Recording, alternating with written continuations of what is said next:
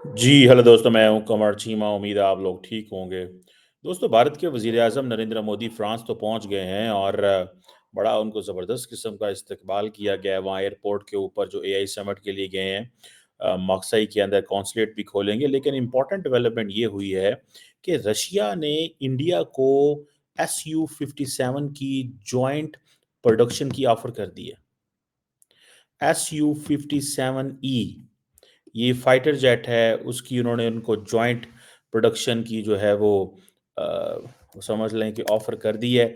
यही इंडिया चाहता है। ये इंडिया चाहता है कि इस चीज़ ये जो एसयू 57 जो है, ये एक्सपोर्ट वर्ज़न है रशिया का। 5th generation stealth multi road fighter developed है बाय द सुखोई, जो रशिया की एयर फ़ोर्स है, उसकी तरफ से ये डेवलप हुआ है। और इसके जो फीचर्स हैं, उनमें तो बहुत सारी चीज़ें हैं, लेकिन जो इंडिया के लिए चीज़ अट्रैक्टेड है, वो ये है। अब होगा क्या? सवाल ये पैदा होता है, Emmanuel Macron and Donald Trump या जेडी वैंस इसके ऊपर क्या एक्शन ले सकते हैं, क्या कर सकते हैं? अब क्योंकि रशिया चाहता है कि इंडिया के साथ डिफेंस टाइज़ बढ़ें, अमेरिका अपनी टेक्नोलॉजी शेयर नहीं करना चाहता, डोनाल्ड ट्रम्प चाहते हैं कि नरेंद्र मोदी वेपन्स खरीदे, लेकिन क्वेश्चन ये है कि क्या अमेरिकन मिलिट्री इस पे मानेगी?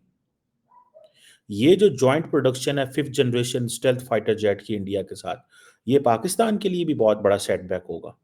क्योंकि पाकिस्तान इस वक़्त अपनी एक एयर सुपरियॉरिटी समझता है ओवर इंडिया, और ये एयर सुपरियॉरिटी जो है वो डेफ़िनेटली आती है बिकॉज़ पाकिस्तान ने चाइना से जो स्टेल्थ फाइटर जेट्स ले रहा है। इसी तरह जे-10C, जे-20, जे-35 आ रहे हैं। पाकिस्तान के सुनने में ये भी आ रहा है कि जो एयर फ़ोर्स के लोग हैं, वो इसकी ट्रेनिंग्स के लिए इस वक़्त चाइना के अंदर मौजूद हैं। ये कुछ रिपोर्ट्स पिछले कुछ अर्सा पहले चल रही थी। सो ये अब जो रशिया ने ये चीज़ ऑफ़र की है, इसमें ये भी देखना है कि अगर ये जंग बंद होती है, तो तब जाके शायद इंडिया ट्रस्ट कर सकता है रशिया की सप्लाई चेन के ऊपर। क्योंकि रशिया का जो पिछला बैकलॉग है, वो ये है कि रशिया की अपनी सारी की सारी डिफेंस एक्सपोर्ट कम हो गई, और वो डिफेंस एक्सपोर्ट इसलिए कम हुई कि रशिया के पास की सारी जो मिलिट्री हार्डवेयर है या जो फैक्ट्रियाँ थी, वो तो मसरूफ़ थी रशिया की फ़ौज को असला देने में। और चाइना ने भी बड़ी हेल्प की है इन इन मैनी वेज़। लेकिन ये जो एस-57ई है, ये वैसे तो ये जो बेंगलुरु एयर इंडिया वो जो शो हो रहा है, उसमें अपना डेब्यू करेगा। लेकिन इसमें इंडिया को क्या एडवांटेज है? देखिए, इंडिया ने क्या किया है पहले? इंडिया ने पहले जो ब्रह्मोस मिसाइल बनाए थे, इंडिया और रशिया ने मिलके, क्या इंडिया ने वो एक्सपोर्ट नहीं किए? एब्सोल्यूटली एक्सपोर्ट किए। इंडिया का जो मेन टारगेट है, वो है defence export. Main target defence export है। इस चीज़ को देखते हुए वो समझते हैं कि अगर हम ये डिफेंस एक्सपोर्ट कर सकेंगे, तो हमें तो बहुत फ़ायदा है। अमेरिकन्स के साथ उनको डिसएडवांटेज ये है कि अगर वो ले भी लेते हैं, फॉर एग्ज़ाम्पल, वो ये फ़ैसला भी कर लें कि हाँ जी, हम अमेरिका से F-35 ले रहे हैं। प्रॉब्लम ये है कि वो जो गारंटीज़ माँगते हैं अमेरिकन्स, ना तो वो टेक्नोलॉजी ट्रांसफ़र करते हैं, ना वो जॉइंट प्रोडक्शन करते हैं, ना वो किसी और मुल्क को जाने देते हैं। ब्रह्मोस और बाकी जो इंडिया ने जो मिसाइल बनाए, इंडिया ने पहले दिया फिलीपाइंस को, अब $450 मिलियन की डील हो गई इंडोनेशिया के साथ, and then Vietnam is third in the line, और उसके बाद फिर एक सारी की सारी चीज़ जो है वो लाइन चल पड़ेगी। अब रशियंस ने ये जो कहा है कि इंडिया इसमें स्ट्रैटेजिक इनिशिएटिव लेना चाहता है रिगार्डिंग मेक इन इंडिया। ठीक है जी। और रशियंस कहते हैं कि ठीक है, हम आपको मैन्युफैक्चरिंग में सपोर्ट करेंगे, मेंटेनेंस में सपोर्ट करेंगे, टेक्नोलॉजी ट्रांसफ़र में सपोर्ट करेंगे। इन तीनों चीज़ों के अंदर अमेरिकन्स इंडिया को सपोर्ट नहीं करेंगे, ना वो करना चाहते हैं। सो इंडिया के लिए जिस चीज़ की ऑफ़र है वो ये है। लेकिन प्रॉब्लम ये है कि अगर ये इंडिया एसयू 57 ले लेता है, तो वेस्ट के अंदर था कि जी ठीक है, आपने ऑयल तो ले लिया। ऑयल लिया आपने क्यों? बिकॉज़ सस्ता ऑयल मिल रहा था। ऑयल लिया क्यों? क्योंकि अमेरिकन्स खुद कह रहे थे। मैं अभी अगले दिन वो इंडिया के जो ऑयल मिनिस्टर हैं, उनका बीबीसी में इंटरव्यू देख रहा था। उन्होंने कहा अमेरिकन्स ने कब हमें मना किया कि हम ऑयल ना लें? उन्होंने तो कहा ऑयल लें, लेकिन $60 पर बैरल पे लें। सो इट मीन्स कि अमेरिकन्स तो चाहते हैं कि रशिया का ऑयल बिके, लेकिन वो नहीं चाहते कि वो महँगा खरीदें, सस्ता खरीदें आप। ताकि रशिया को नुकसान हो, क्योंकि रशिया के पास अब सुनने में ये आ रहा है कि रशिया की बहुत सारी जो शिप्स हैं, रशियन शिप्स और बाकी शिप्स जो रशियन ऑयल लेके जा रही हैं, उनको प्रेसिडेंट ट्रंप जो है वो सैंक्शन कर रहे हैं, जिसकी वजह से बहुत सारा तेल जो है वो इंडिया नहीं पहुँचेगा। सो इस चीज़ को थोड़ा-सा ज़हन में रखें कि ये चीज़ें हैं। सो इंडिया के लिए ये मसला है कि अगर वो SU-57 ले लेते हैं, तो अमेरिकन्स बोलेंगे, फ्रेंच बोलेंगे, सारे का सारा इवन कि स्पेनिश बोलेंगे, जिनके साथ मिलके उन्होंने जो ट्रांसपोर्ट जहाज़ बनाए हैं, जो कि उसके क्या नाम है इधर हाल ही में जब स्पेनिश प्राइम मिनिस्टर आए हुए थे। सो सवाल ये पैदा होता है, ये जो इंडिया और रशिया, इन्होंने आपको पता है माज़ी में भी एक 5th जनरेशन फाइटर एयरक्राफ्ट के लिए जॉइंट प्रोजेक्ट किया था, ठीक है जी? लेकिन इंडिया विथड्रॉ कर गया था 2018 में। उसमें उसकी cost, technology, transfer and performance के कंसर्न्स थे इंडिया को। लेकिन सवाल ये है कि क्या इंडियंस जो हैं, वो ट्रस्ट नहीं करते रशियन टेक्नोलॉजी के ऊपर? Is this question of trust?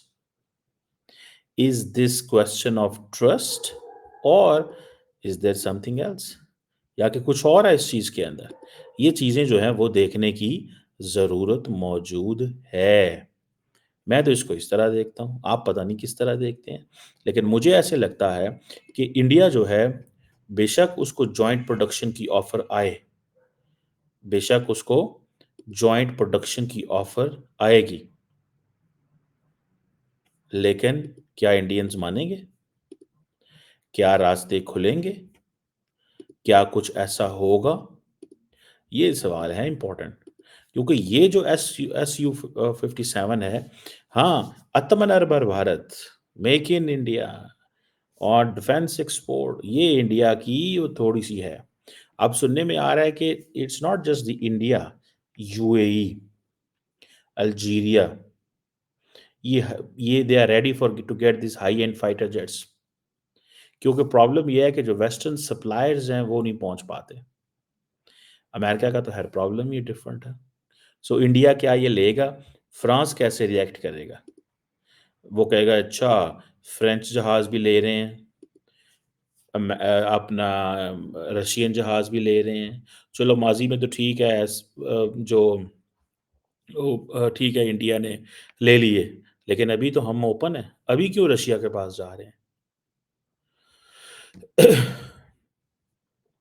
क्यों क्यों? देखिए ना ये चीज़ तो है। आई थिंक ये बड़ी एक इंडिया के लिए एक एक डायनामिक अप्रोच अडॉप्ट करनी है उन्होंने। वो देखेंगे कि क्या करें और क्या ना करें, किस डायरेक्शन में जाएँ, किस डायरेक्शन में जाएँ। और मुझे ऐसे लगता है कि इंडिया ये जहाज़ लेगा। हाँ, बैकलैश आएगा, बहुत सारा बैकलैश आएगा।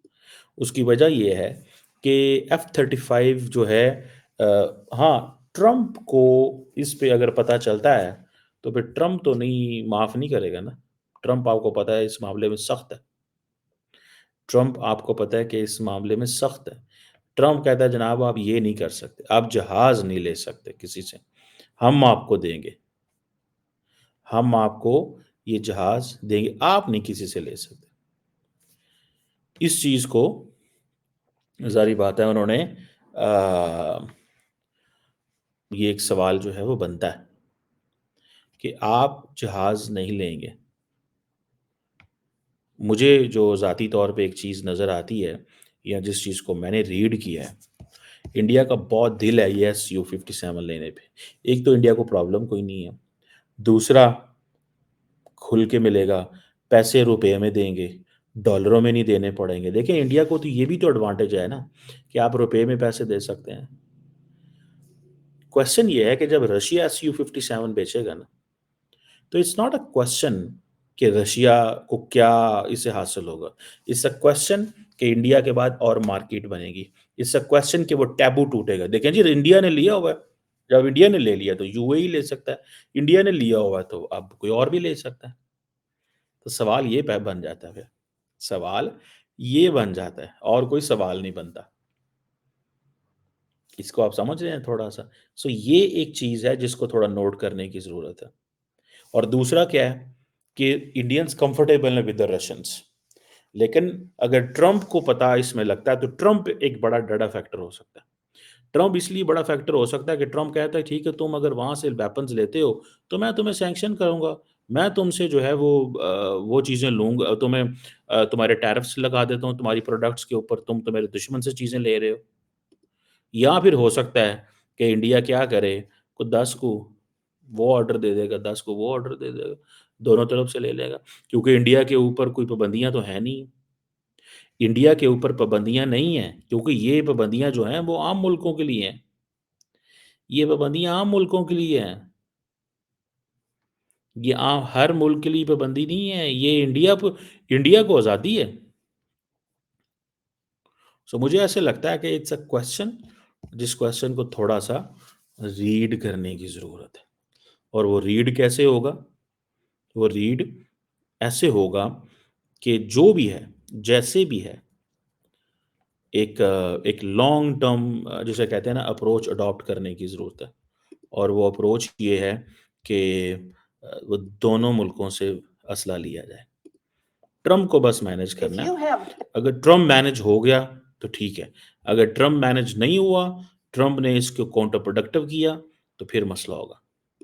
ऊपर से नरेंद्र मोदी वहाँ पहुँचे हैं फ्रांस, उन्होंने जाते ही वहाँ पे जो है वो अपने लोगों को मिलना शुरू कर दिया। मेरा नहीं ख़्याल दुनिया में कोई ऐसा लीडर होगा। I do not know if there is any leader in the world when he goes abroad तो उसको लोग मिलने आते हैं। उनको लोग मिलने आते हैं। नरेंद्र मोदी को इस चीज़ का एडवांटेज है कि नरेंद्र मोदी को लोग मिलने आते हैं। मोदी हर कीमत पे बाहर लोगों को वेलकम करता है, रिसीव करता है भाई। ठीक है जी। और वो जानबूझ के मोदी की जो पीआर की जो वो गेम है, वो आम लोग नहीं समझ सकते। वो जनाब सबको वेलकम करते हैं वहाँ पे। और वो बाहर से जो लोग बैठे हैं, वो भले इस चीज़ को महसूस करते हों कि इंटरनली कोई इतना आसान इंटरनल बहुत सारी तब्दीलियाँ नहीं आ रही, लेकिन वो एक्सटर्नल जो रिस्पेक्ट महसूस करते हैं जो इंडिया की है, उस चीज़ को वो ज़रूर महसूस करते हैं कि एक्सटर्नली हमारी रिस्पेक्ट जो है वो बहुत ज़्यादा है। ये चीज़ वो दे बिलीव इन दिस। सो लोग बाहर आते हैं, डियास्पोरा इंडियन कम्युनिटी आती है।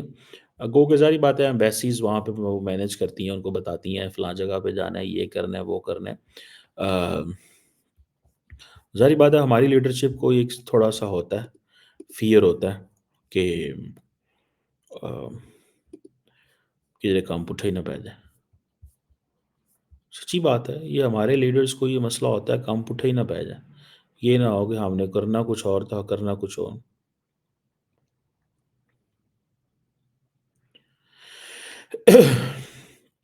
एनी हाउ ये एक चीज़ है। लेट्स सी इसमें हाउ थिंग्स डेवलप।